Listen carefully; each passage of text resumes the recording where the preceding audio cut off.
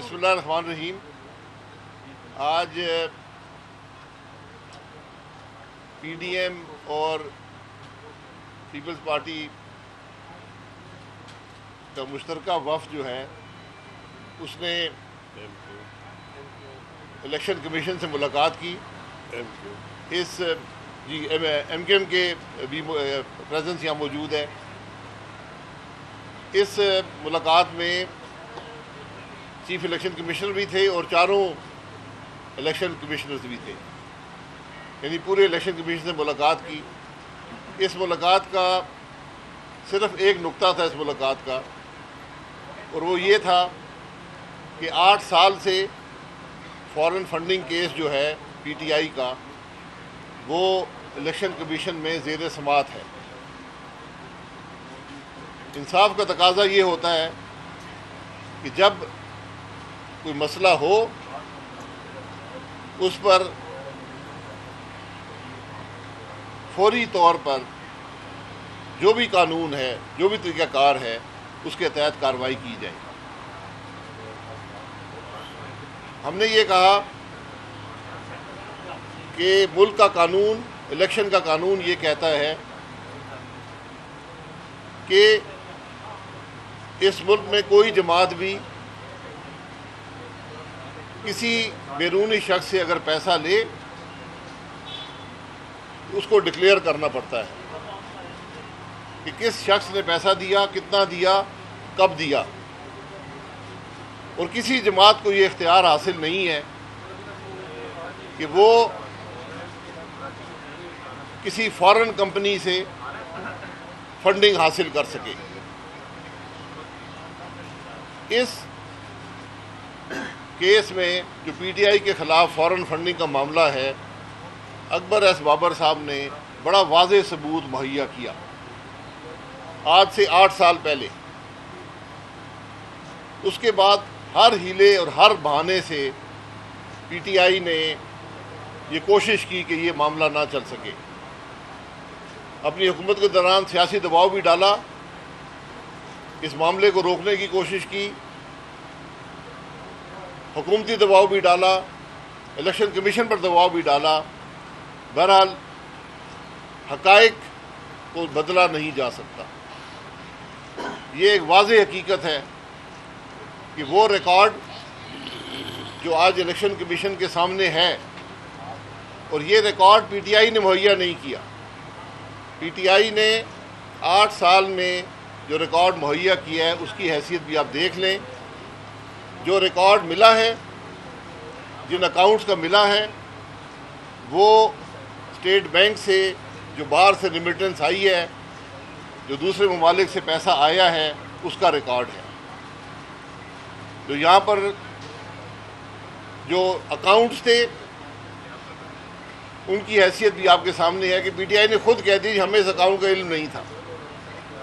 Party کے صدر account چلاتے ہیں، اکاؤنٹ کا علم پی ٹی آئی کو نہیں ہے۔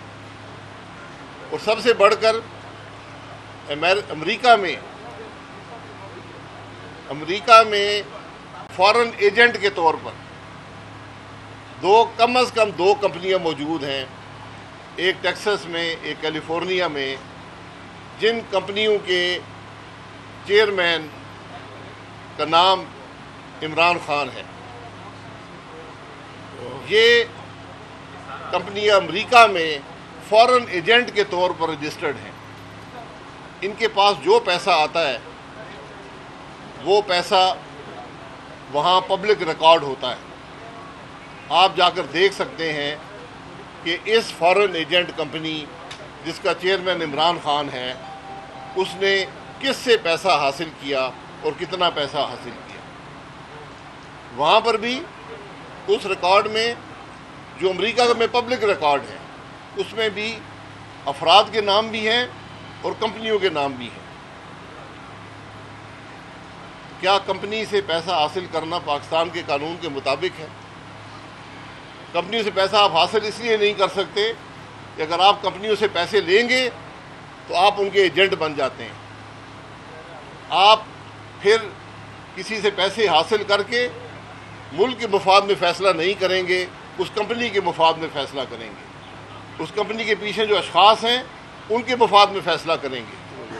اسی لیے فورن جو ہمارے ملک کا قانون ہے وہ کسی فورن کمپنی سے کسی سیاسی جماعت کو پیسے لینے کی اجازت نہیں دیتا.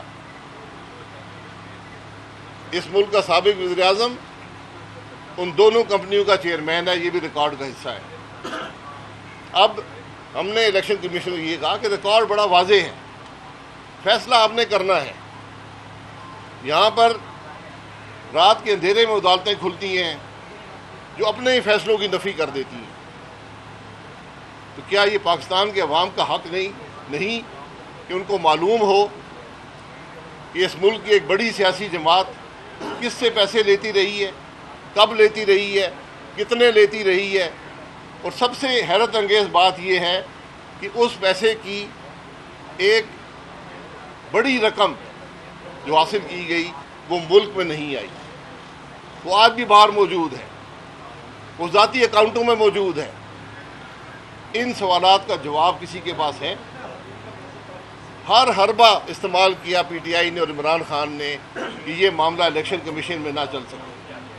ہر روز عدالتوں میں پٹیشنیں ہوئیں, اسٹے آرڈر کی کوشش کی گئی, ریکارڈ نہ دینے کی کوشش کی گئی, لیکن ہم نے یہی آج التجا کی ہے الیکشن کمیشن سے, درخواست کی ہے کہ پاکستان کے عوام کا حق ہے کہ ان کو پتہ چلے کہ عمران خان کس سے پیسے لیتے رہا اور پی ٹی آئی کس سے پیسے لے کر اس ملک میں سیاست کر رہی ہے.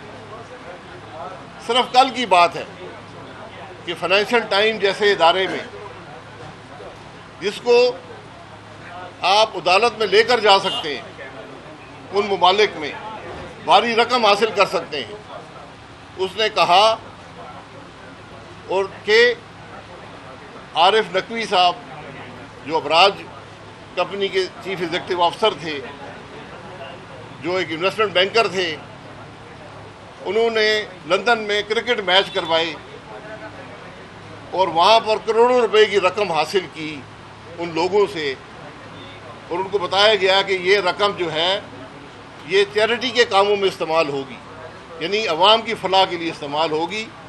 اور یہ بھی ریکارڈ کا حصہ ہے کہ جو عارف نقوی صاحب کی کمپنی تھی جس کا نام بھوٹان کرکٹ لمیٹڈ تھا, جو کرکٹ میچ کروا کر پیسے فلاحی کاموں کے لیے اکٹھے کرتی تھی, اس کمپنی سے 55 کروڑ روپے سے زائد رقم پاکستان پی ٹی آئی اور عمران خان کے اکاؤنٹ میں بھیجی گئی. یہ سب باتیں ریکارڈ کا حصہ ہیں, اور یہ وہ ریکارڈ ہے جس کو عمران خان نے نہیں دیا. 8 سال عمران خان نے کوئی ریکارڈ نہیں دیا. یہ اسٹیٹ بینک کا ریکارڈ ہے جس کی کوئی نفی نہیں کر سکتا. ریکارڈ پر موجود ہے کہ بھوٹان سے 2.2 ملین ڈالر جو آج 55 کروڑ روپیہ بنتا ہے, وہ رقم یہاں پر پی ٹی آئی اور عمران خان کے اکاؤنٹوں میں آئی ہے. یہ رقم حاصل کر کے آپ نے کیا الیکشن قوانین کی نفی نہیں کی؟ کیا آپ نے اپنے فیصلے کسی کو بیچے نہیں؟ ان کمپنیوں کے پیچھے کون لوگ تھے یہ وقت بتائے گا. لیکن حقیقت یہ ہے کہ چور جب چوری کرتا ہے اس کی سب سے بڑی کوشش یہ ہوتی ہے کہ میں کسی نہ کسی طرح اس کام سے نکل سکوں, ریکارڈ پیش نہ کر سکوں, قانون کی گرفت سے باہر آ سکوں. تو جو 8 سال عمران خان کا عمل رہا ہے, جو پی ٹی آئی کا عمل رہا ہے, وہ اس بات کی واضح دلیل ہے کہ یہ دوسروں سے پیسہ حاصل کر کے ایسی کمپنیوں سے جس کے مالکان کا پتہ نہیں ہے, جو الیکشن قوانین کی نفی ہے, پیسہ حاصل کیا گیا اور پاکستان میں سیاست میں استعمال کیا گیا. تو جب آپ سیاست میں کسی کا پیسہ استعمال کریں گے تو پھر کل اس کی قیمت بھی آپ کو ادا کرنی پڑتی ہے, اور وہ قیمت پاکستان کے عوام ادا کرتے ہیں. اب سوال یہ اٹھتا ہے, اگر عمران خان کے ہاتھ صاف تھے, پی ٹی آئی کے ہاتھ صاف تھے, تو پہلے دن ہی جب فارم فنڈنگ کا کیس آتا کہتے یہ ریکارڈ ہے, یہ ہم نے پیسہ اکٹھا کیا ہے, یہ لو الیکشن کمیشن، یہ اب فیصلہ کرو۔ 8 سال آپ نے ہر حربے سے اس ریکارڈ کو عوام کے سامنے نہ آنے کی کوشش، ہر حربے سے الیکشن کمیشن کو دھوکہ دینے کی، ان کے کام کی نفی کرنے کی، ان کے پروسیس کو روکنے کی آپ نے کوشش، ہر قانونی غیر قانونی حربہ استعمال کیا۔ آج بھی آپ دیکھتے ہوں گے کہ عمران خان حملہ کرتا ہے الیکشن کمیشن پر، اس الیکشن کمیشن پر جو اسی کی حکومت کے اندر بنا تھا۔ حملہ اس لیے کرتا ہے کہ اس کو پتہ ہے کہ فارن فنڈنگ کے حقائق کیا ہے، اس کو پتہ ہے کہ اس ملک کا ہر الیکشن کا قانون اس نے توڑا ہے، ہر فنڈنگ کا قانون توڑا ہے۔ ان سوالات کے جواب صرف الیکشن کمیشن کی رپورٹ میں آئیں گے۔ اسکروٹنی کمیٹی کی رپورٹ آپ کے سامنے آئی تھی، ہر حربہ استعمال کیا گیا کہ وہ رپورٹ عوام کے سامنے نہ آ سکے۔ اسی رپورٹ کی بنیاد پر مزید کارروائی ہوئی ہے۔ اس لیے عمران خان کی کوشش یہ ہے کہ میں گالیاں نکال کر، ذاتی حملے کر کے الیکشن کمیشن پہ دباؤ ڈالوں کہ میرے خلاف رپورٹ شائع نہ ہو۔ ہم نے آج الیکشن کمیشن کو صرف ایک بات کی ہے کہ آپ کی ذمہ داری ہے پاکستان کے عوام کے سامنے، آپ کی آئینی ذمہ داری ہے کہ یہ رپورٹ عوام کے سامنے آئے اور اس کے مطابق کارروائی ہو۔ اچھا سر، یہ بتائیے سر، پہلے الیکشن کمیشن کے ساتھ جو ملاقات ہوئی ہے اس میں آؤٹ کم کیا رہا ہے؟ آؤٹ کم نہیں ہوتا، ہم نے اپنی درخواست ان کے سامنے رکھی ہے کہ یہ پاکستان کے عوام کا حق ہے کہ یہ رپورٹ ان کے سامنے آئے اور جلد از جلد آئے۔ 8 سال کا عرصہ گزر گیا۔ شاید رانا باز صاحب یہ بتائیے گا کہ یہ جو اکبر ایس بابر کا کیس ہے، اس میں فریق آپ نہیں ہیں لیکن فیصلے کی ڈیمانڈ آپ کر رہے ہیں، نمبر 1، اور سیکنڈ چیز، کیا الیکشن کمیشن خود سے یہ فیصلہ روک رہا ہے یا اس کے پیچھے کوئی ہاتھ ہے؟ دیکھیں، میں پاکستان کے عوام کا نمائندہ ہوں، ہم سیاسی جماعت ہیں۔ ایک سیاسی جماعت اگر یہودی ایجنٹوں سے پیسے حاصل کر کے سیاست کر رہی ہے، کسی سے حاصل کر رہی ہے، ہمیں نہیں پتہ ان کمپنیوں کے پیچھے کون لوگ ہیں۔ ملک کا قانون اسی لیے بنتا ہے کہ پتہ چلے کہ کون لوگوں کے پیسے حاصل کر کے آپ سیاست کر رہے ہیں۔ ہمارا اس بات سے یہ عوام کی ضرورت ہے کہ آج عوام کو پتہ چلے کہ جو عمران خان سیاست کرتا رہے، پیسے کہاں سے حاصل کرتا رہا۔ یہ میرا مسئلہ ہے، یہ آپ کا مسئلہ ہے، یہ پاکستان کے عوام کا مسئلہ ہے۔ تو ہم نے الیکشن کمیشن کو یہی کہا کہ جلد از جلد آپ کی ذمہ داری ہے کہ فیصلہ کریں۔ شاہد خاقان صاحب، ایک بات بتائیے گا کہ پی ٹی آئی کا موقف ہے کہ مختلف جماعتوں کے جو کیسز چل رہے ہیں ان کا اکٹھا فیصلہ کیا جائے فارن فنڈنگ کے حوالے سے، کیا آپ اس بات سے بھی اتفاق کرتے ہیں کہ اکٹھے فیصلہ سنا دیا جائے؟ جی، اکٹھے ہر کیس کا علیحدہ فیصلہ ہوتا ہے۔ یہ کیس 8 سال سے ہے، اس کا فیصلہ بھی سنایا جائے، ان کیسوں کے پروسیس بھی مکمل کر کے فیصلے سنائے جائیں۔